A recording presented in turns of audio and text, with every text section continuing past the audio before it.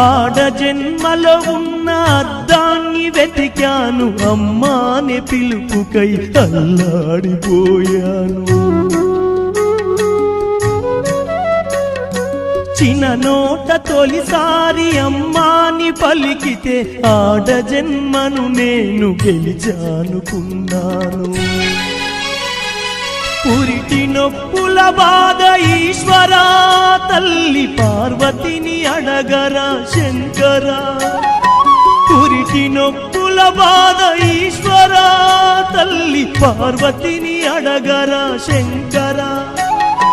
తల్లిగా పార్వతికి ఒక నీతిని, ఈ తల్లి గుండెల్లోన చితిమంటని.